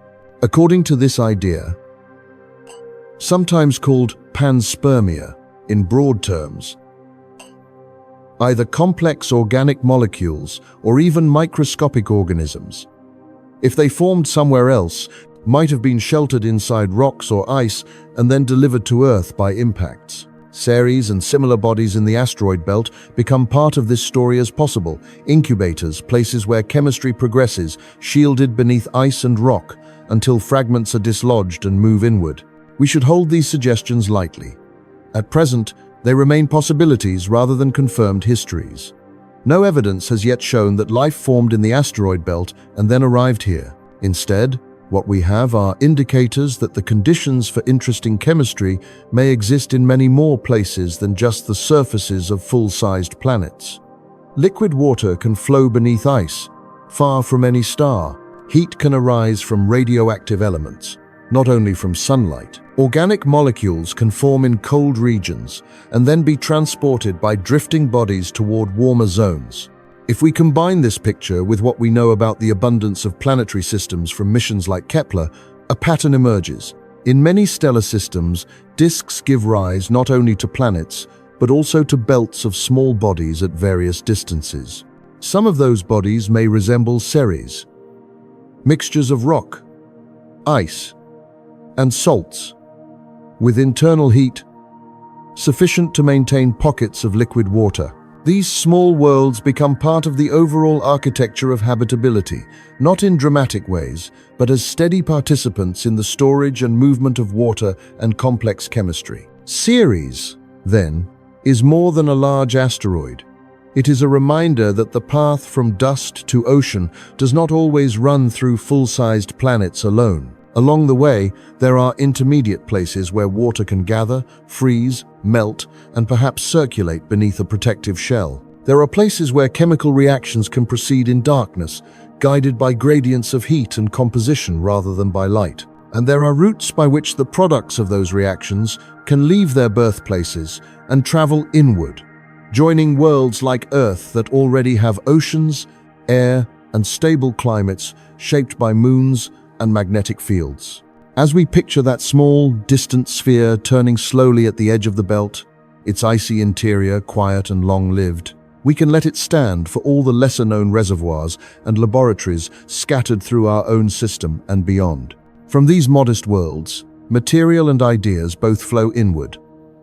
Water to fill ancient basins, organic compounds to enrich young planets, and hints that the story of life's potential reaches into corners of the cosmos where, at first glance, we might not have thought to look. Thin layers of soil and dry crater rims hold memories of moments when small objects from space quietly altered the path of an entire planet. When we look at the surface of Earth today, most of those moments are hidden under oceans, forests, and shifting crust. Yet in a few places, the record is still close enough to touch, offering us a way to connect the tranquil sky we see now with events that unfolded long before any observer was here to notice. In the high desert of Arizona, there is a circular depression known as Meteor Crater. It is not ancient. On geological timescales, around 50,000 years is a modest span compared with the age of Earth. But it is clear and sharp, a relatively fresh imprint. From above, it appears as a neat bowl, surrounded by low ridges of uplifted rock. From the rim, we look across a wide floor of dust and stone, and it is easy to imagine that a single event formed it in an instant. For a long time, people wondered what had made this crater: volcanic activity from below, or something arriving from above. To answer that question, researchers walked the area with instruments designed to detect metal hidden beneath the surface. For hours, their detectors signaled only small, ordinary objects, scraps, minor anomalies, false alarms. Then, eventually, a stronger signal led them to a fragment buried in the ground, dense, metallic, and unmistakably not of local origin. Analysis showed that this fragment was composed of iron and nickel, over 90% metal by weight. It was not just a foreign stone, it was a piece of a differentiated body, likely the core of a small protoplanet or large asteroid that had once melted and separated internally. When that body was later broken apart, its inner material was scattered as iron-rich meteorites. A portion of one such piece entered Earth's atmosphere, reached the surface, and helped carve the crater we see today. In this way, a small area of desert connects us back to the earliest phases of planetary formation. The meteorite is a remnant of the same processes that built Earth's own iron core. It is as if a tiny portion of another world's interior was set down on our surface, offering a sample of the deep histories written into solid matter, moved from place to place by gravity and time. If we turn our attention from this single crater to the moon, the scale of the record changes. The moon's surface is covered in impact marks of all sizes, from tiny pits to enormous basins more than 1,000 miles across. Unlike Earth, the moon has no weather to smooth away these features, and only minimal geological activity to erase them. As a result, its face preserves a long history of impacts, extending back more than 4 billion years. Near the end of the early solar system's most active phase, there was a prolonged interval when large numbers of asteroids and comets traveled inward from outer regions. Many crossed the orbits of the planets and their moons, joining them through impacts that released significant energy and redistributed material. On the moon, this interval left a dense pattern of craters and basins that we still see when we look up on a clear night. Earth, with its larger size and stronger gravity, would have attracted even more of these objects than the moon did. For every large basin visible on the lunar surface, there may have been dozens of comparable features on Earth. But our planet's crust is active. Plates move, mountains rise and erode, ocean floors are created and recycled.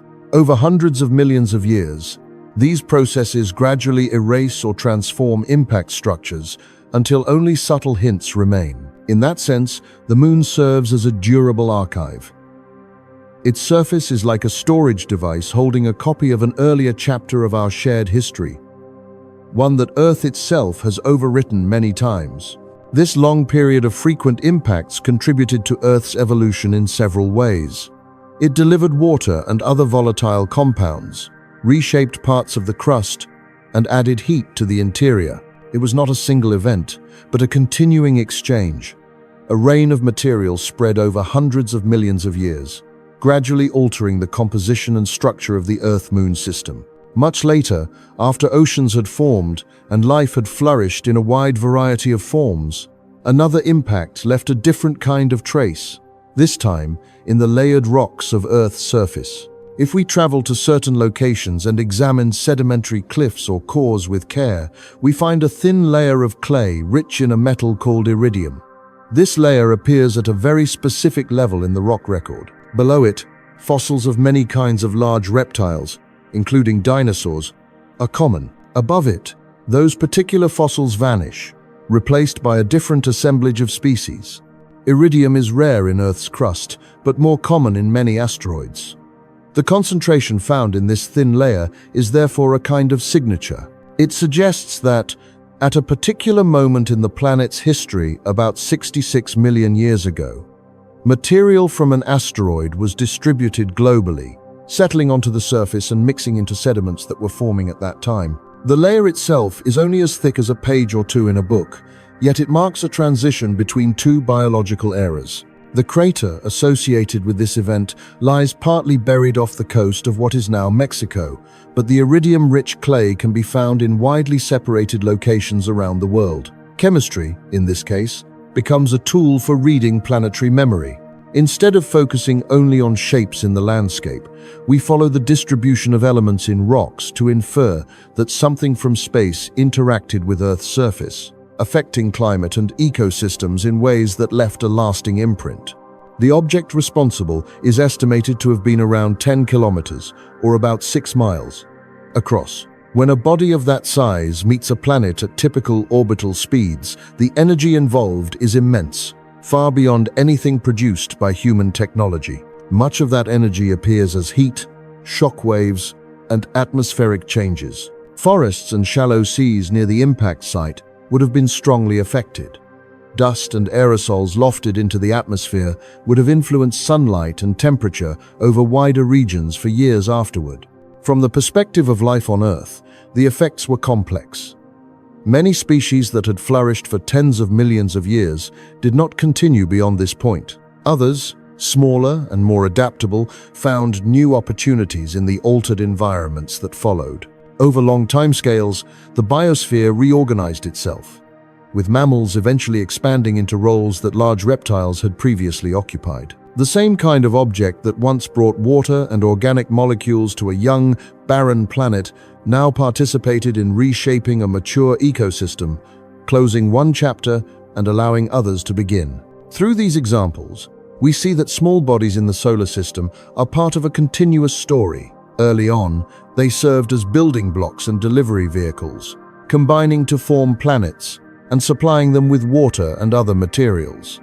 Later, they continued to cross planetary paths, sometimes joining quietly as dust and small fragments, sometimes arriving as larger impactors that left visible structures or subtle chemical signatures. The difference between a constructive encounter and a disruptive one often lies in size, speed, and timing. Today, when we look up at the moon's cratered face, walk the rim of a meteorite crater, or hold a small iron meteorite in our hand, we are touching this larger pattern. The rocks and metal that circle the sun with us have always been part of the same system, guided by gravity as a gradual organizing force. Planets grow from dust through repeated collisions and encounters. Larger mass leads to spherical shape. Interiors separate into cores and mantles. Magnetic fields arise and protect atmospheres. Moons form and steady spins. Water finds its way onto surfaces and into subsurface oceans. Alongside all of this, impacts record themselves in stone and soil, a parallel archive of how often and how deeply small bodies intersect with larger ones. We can let the thought stretch outward. Every stellar system with a disk of dust and gas will produce its own population of asteroids and comets, its own record of interactions written into craters and layers. On some worlds, impacts may have helped create conditions favorable for life by delivering water and complex molecules. On others, they may have redirected evolutionary paths, opening new possibilities after long, stable periods. In every case, the same underlying processes operate, shaped by local details but grounded in the same physics. As Earth continues its orbit around the Sun, accompanied by the Moon and surrounded by a sparse but constant background of small bodies, the surface slowly changes. Mountains rise and wear down, seas advance and retreat, sediments accumulate and turn to stone. Within those stones, and in a handful of preserved craters, the memory of past encounters remains, quiet and enduring. A record of how even modest objects, moving in from the dark, can participate in the story of a planet's long unfolding. Unlike the dinosaurs, we live in a time when a small world of rock or metal, far out in space, can be noticed long before it arrives. In the quiet patterns of orbits and measurements, we can see that an encounter is possible, and sometimes, by changing the timing just a little, we can arrange for Earth and that object simply not to be in the same place at the same moment. Over the long history of the solar system, impacts are ordinary events. Small ones happen often. Larger ones happen much more rarely, on scales of tens of millions of years. Statistically, over stretches of time comparable to the age of complex life on Earth, objects of different sizes have intersected planetary paths again and again. This is not a prediction aimed at any particular year. It is just the way gravity and motion work when many bodies share the same star. Earth formed approximately 4.5 billion years ago within this environment, and ever since then, it has moved through a space where dust, pebbles, asteroids, and comets also travel. We can think of Earth's orbit as a circular track that the planet follows with steady regularity. Other small bodies have their own tracks, tilted or stretched in different ways. Most never come close. A few, over time, drift into orbits that cross Earth's path. When that happens, the question becomes one of timing. Does the small body and the planet arrive at the crossing point together? Or do they pass the intersection at different moments and miss each other by a wide margin? Planetary defense, as an idea, grows out of this simple geometry. If we can know an object's path early enough, we can also know whether the crossing will be shared or separate, and whether a tiny adjustment in speed or direction could move the encounter from overlap to pass by. To do this, we need to measure orbits with care. Ordinary telescopes tell us where an asteroid appears on the sky, but they do not directly tell us how far away it is. Distance has to be inferred from brightness and motion, which introduces uncertainty. Arecibo Observatory, in Puerto Rico, played a special role while it was active. Its 1,000-foot-wide dish served both as a radio telescope and as a powerful radar transmitter. Rather than only collecting light that stars or asteroids send out on their own, Arecibo could emit radio waves toward a nearby object and listen for the faint echo. This made it possible to measure distances directly. By timing how long it took for the signal to travel to an asteroid and return, scientists could determine its position in 3 dimensions with high precision, even when it was millions of miles away. Repeated observations over days and weeks turned a rough orbit into a sharply defined path. The object was no longer just a point of light sliding across the sky. It became a well-mapped companion in the Sun's gravitational field, its future positions much easier to predict. We can imagine Arecibo's dish as a quiet, patient instrument, sending out short pulses and listening, again and again, for the whispers that come back. Each echo adds a small piece of information, and those pieces accumulate into clarity. Uncertain possibilities narrow into a set of specific trajectories, a wide fan of maybe here, maybe there contracts, until the asteroid's future path becomes a thin line we can draw with confidence. One of the most widely discussed cases was an asteroid named Apophis, discovered in 2004. It is roughly the size of a large sports stadium, substantial enough that a direct impact with Earth would have noticeable regional effects. Early calculations, based on limited data, suggested that there was a small but non-negligible chance that Apophis might strike Earth in the year 2029, something on the order of 1 in 30, according to preliminary estimates. The date, noted in many reports, was the 13th of April 2029, which also happened to fall on a Friday. A coincidence that attracted attention, but had no physical significance. At that stage, the asteroid's orbit was known only approximately. A small uncertainty in its distance translated into a larger uncertainty in its future position. With each additional observation, the range of possibilities shrank. When Arecibo and other facilities added precise radar measurements, the uncertainty in Apophis's orbit decreased dramatically, by figures on the order of 98%. The results showed that, while the asteroid would pass closer to Earth than the Moon's orbit in 2029, it would not strike the planet. In this example, better measurements did more than satisfy curiosity. They transformed a diffuse sense of concern into a clear understanding of what would happen. The orbit, once a blurred annotation on a chart, became a crisp line threading safely past Earth. This is how data can change our relationship with the future. Not by removing every possibility, but by replacing vague worry with specific, well-constrained scenarios. From Apophis and similar cases, the next natural step is to think about what we might do if an object were on a path that did intersect Earth more directly. Here, the focus is not on forceful confrontation, but on timing. The most effective strategies do not involve breaking an asteroid apart, which would create many fragments still following similar orbits. Instead, they aim to alter the asteroid's path slightly, far in advance, so that by the time it reaches the intersection with Earth's orbit, it arrives a little early or a little late, and the paths no longer cross at the same moment. We can use the image of a railway crossing to make this clear. Imagine a car and a long train headed toward the same junction. If both reach the crossing at the same time, they intersect. If the car speeds up slightly or slows down early enough, it will reach the crossing before or after the train. The tracks and roads still meet in space, but not in time. In the same way, a small change in an asteroid's velocity, applied years or decades in advance, can shift its arrival at a crossing point by minutes or hours, enough to change an impact into a distant pass. This perspective holds onto the essence of planetary defense as an exercise in fine adjustment rather than dramatic intervention. The changes needed are tiny compared with the asteroid's overall motion around the Sun. But when applied early, they accumulate over millions of kilometers of travel. It is an extension of the same principle that allowed dust grains in a protoplanetary disk to drift into new orbits under small forces. A quiet nudge, repeated over time, can bring about a significant shift in position.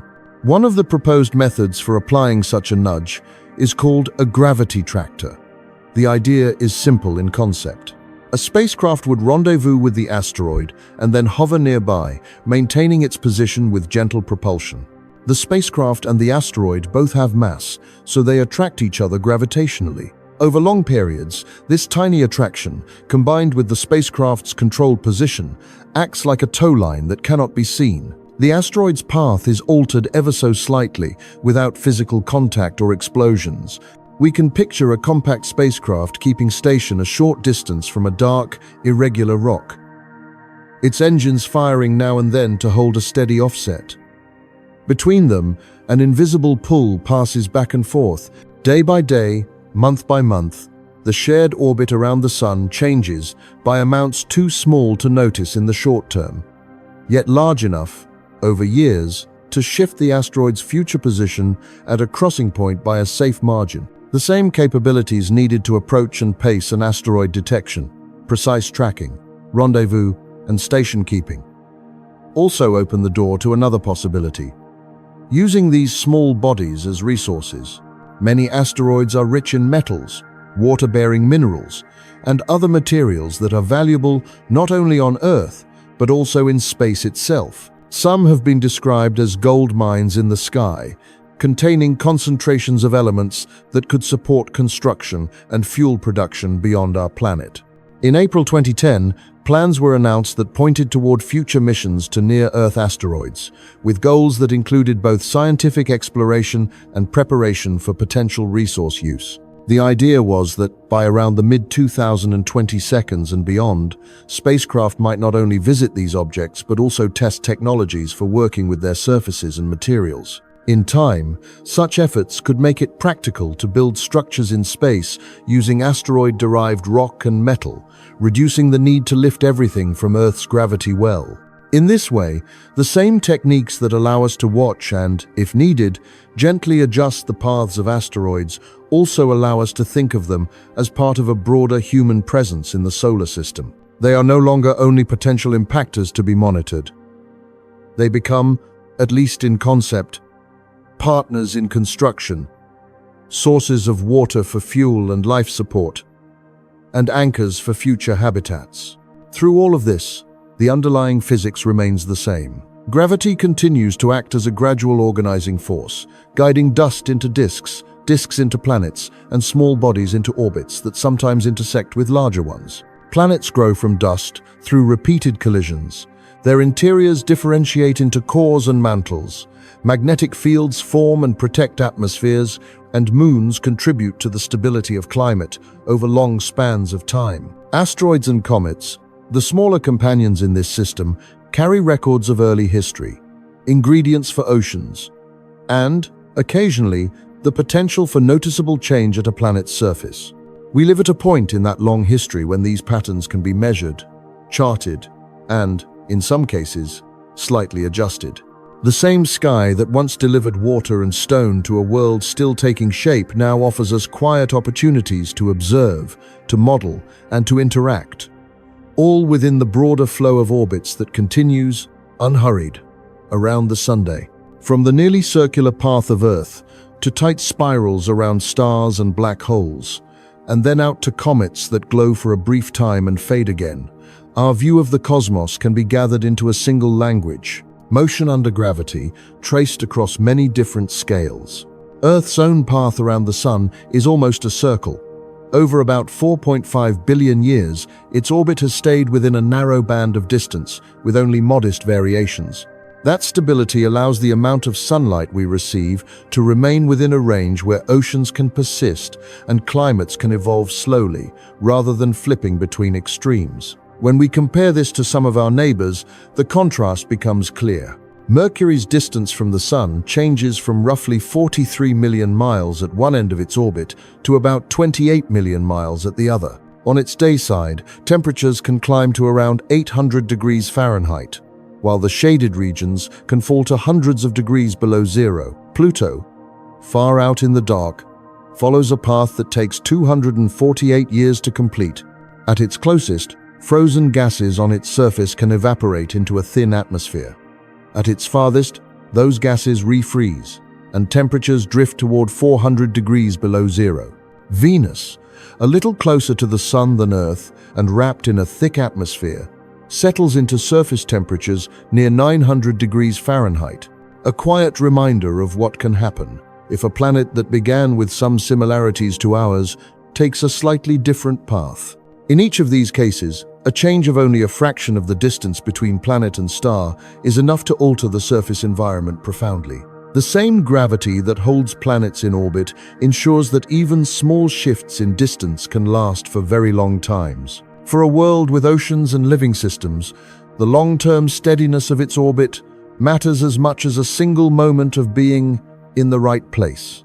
The path has to remain broadly suitable over millions and billions of years for complex patterns to emerge on its surface. When we look beyond our solar system to planets circling other stars, we find orbits that differ much more from Earth's. One example is a world known as WASP 18b, a gas giant, similar in mass to Jupiter, but orbiting extremely close to its star. Its distance is about 50 times smaller than the distance between Earth and the Sun, and it circles its star in less than a single Earth day. At such proximity, the planet's atmosphere is heated to temperatures of thousands of degrees Fahrenheit. Tidal forces from the nearby star stretch the planet slightly, and energy is exchanged between the two bodies in ways that may gradually draw the planet even closer. On astronomical timescales, its orbit may decay until the planet is eventually absorbed into the star's outer layers. We can picture WASP-18b as a glowing sphere, circling its star so quickly that many orbits fit into the span of one of our days, its gases stirred by intense heat. Worlds like this remind us that Earth's moderate, slowly changing path is only one option among many. The range of possible orbits is wide, and our own sits in a comparatively calm region of that spectrum. Some planets follow no orbit around a star at all. Observations of faint, brief disturbances in starlight and gravitational microlensing events suggest the presence of massive objects drifting through space without a central star to circle. These rogue planets may have formed in disks like ordinary planets and later been pushed out by gravitational encounters, or they may have formed directly within collapsing gas clouds. A few surveys have even suggested that there could be more of these free-floating planets than stars in our galaxy. We can imagine them traveling through the dark between the stars, lit only by any residual heat from their interiors and the distant glow of the galaxy. In these cases, gravity still shapes everything, but in a different mode. Instead of holding the planet in a bound orbit, it has, at some point, rearranged a system strongly enough to send a whole world away from its original home. The same force that ties things together can, when many bodies interact, also redistribute them widely. On still smaller scales of distance, in systems where stars orbit stars, we find orbits that push matter and gravity close to their limits. In one compact binary known as HM Cancri, two white dwarfs, dense remnants of stars that have finished their main nuclear burning, circle each other at a distance of only about 50,000 miles, completing a full orbit in roughly 5.5 minutes. The material in these stars is so dense that a spoonful of it would weigh several tons on Earth. Gas can be drawn from one star toward the other, forming streams and disks where energy is radiated away. As this happens, the system gradually loses orbital energy, and the two stars spiral inward. Far in the future, they may merge and produce a bright outburst. Pulsars provide another view of extreme orbits. These are neutron stars, objects even denser than white dwarfs, spinning rapidly and emitting beams of radiation that sweep across space like lighthouse beams. In a Black Widow pulsar system, the neutron star orbits with a much lighter companion. Over time, radiation and particle winds from the pulsar erode the companion, carrying away its outer layers. In a double pulsar system, two neutron stars orbit each other at high speeds, their mutual gravity slowing them down as they emit gravitational waves. Calculations suggest that one such pair will merge in tens of millions of years, forming a new, more compact object, possibly a black hole. Here, orbits are so tight that material can be drawn out into streams, and space-time itself is disturbed enough to send ripples outward. These are not environments where planets could follow tranquil, long-lived paths. Instead, they show us how gravity behaves when massive bodies are crowded close together, turning orbital motion into a process that leads toward mergers and new configurations. At the extreme end of gravitational influence lie black holes. Around them, orbits can be stable at certain distances, but very close in, there is a region from which not even light can escape. Observations in 2011 of a bright flash of high-energy radiation from the center of a distant galaxy revealed one instance where a star appears to have passed too near a supermassive black hole. Tidal forces tore the star apart, spreading its gas into a stream that wrapped around the black hole and heated up as it fell inward, producing a signal that traveled across billions of light-years before reaching us. In other cases, stars that come close to such massive objects can be flung outward instead, leaving their host galaxies entirely. These hypervelocity stars move through intergalactic space at hundreds or thousands of kilometers per second, tracing long arcs away from the regions where their paths were altered. In all of these situations, gravity both gathers and disperses. It can draw matter inward until it crosses a point of no return, and it can also transfer energy in such a way that some objects are given enough speed to escape their original surroundings. The language remains the same: motion under gravity, but the outcomes span a wide range, from long-lived orbits to ejections and infall. If we step back to the scale of galaxies, we see that orbits can also bring entire star systems together. Galaxies move within groups and clusters, following paths set by their mutual gravity and by the larger-scale distribution of dark matter. When their orbits intersect, galaxies do not collide like solid objects. Instead, they pass through one another slowly. Over hundreds of millions of years, their stars mostly sliding by without direct contact. Gas clouds, however, can be compressed where the galaxies overlap, triggering new rounds of star formation. Long streams of stars and gas, called tidal tails, can be drawn out, arching into space as the galaxy's shapes change. In some of these encounters, the rate of star formation increases dramatically for a while.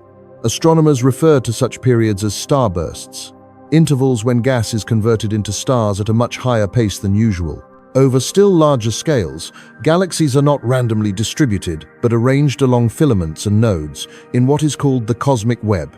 This three-dimensional network resembles a vast, faint framework, with clusters of galaxies at the intersections and long threads of galaxies and gas connecting them. In one region, known as Abell 2744, observations suggest that several galaxy clusters have come together over time, forming a complex structure stretching millions of light-years across. At these scales, the same gravity that perturbs individual orbits is responsible for creating an organized pattern of matter throughout the universe. Returning from these large structures to smaller travelers, we find comets acting as messengers from the earliest days of planetary formation. They are often described as frozen leftovers from the time when the solar system was young, mixtures of ice, dust, and rock that never grew into planets. Many reside far beyond the orbit of Neptune, in reservoirs such as the Kuiper Belt and the distant Oort cloud, which may extend thousands of millions of miles from the Sunday. There are thought to be many hundreds of billions, perhaps more than 1 trillion, such bodies in these outer regions. When the orbits of some of these comets are perturbed by passing stars, by the gravity of giant planets, or by slow shifts in the galactic environment, they can begin a long journey inward. As they approach the sun, their ices warm and turn to gas. A diffuse atmosphere, or coma, forms around the solid nucleus, and sunlight and the solar wind draw out tails that can stretch for millions of miles. Comets on these inward paths can reach speeds of tens of thousands of miles per hour. As they draw closer to the sun, they can lose tens of tons of material every second, spreading dust and gas along their orbits. Sometimes, a comet can brighten unexpectedly. In 2007, Comet Holmes experienced an outburst that made its coma expand until it was, for a time, larger in diameter than the Sun, though much more tenuous. In 1994, Comet Shoemaker-Levy 9, having passed too close to Jupiter earlier, was broken into a chain of fragments by the planet's tides. Those fragments later followed their altered orbits into Jupiter's atmosphere one after another, leaving temporary marks that gradually faded. Spacecraft sent to visit comets have added detail to this picture. The Rosetta mission, launched in 2004, traveled for years to rendezvous with a comet a few miles wide, eventually placing a small lander on its surface. Other missions, such as Stardust, returned dust samples from a comet's coma and found organic molecules and amino acids among the grains. Deep Impact released an impactor into a comet's nucleus to excavate material from beneath the surface, allowing instruments to study ice and dust that had been preserved since the solar system's formation.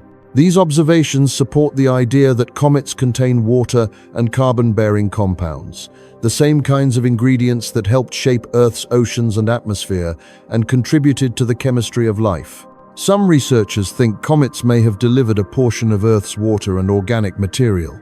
Others point to asteroids and to processes within the planet itself. The question remains open, with evidence suggesting that multiple sources probably work together over time. Across all of these examples, Earth's steady orbit, hot Jupiters dragged close to their stars, rogue planets drifting between suns, dense binaries and pulsars circling quickly, black holes bending paths, galaxies merging, and comets visiting from distant reservoirs, the common thread is motion under gravity. Small changes in distance, angle, and speed decide whether a world becomes warm or cold, stable or unsettled, bound to a star or traveling alone.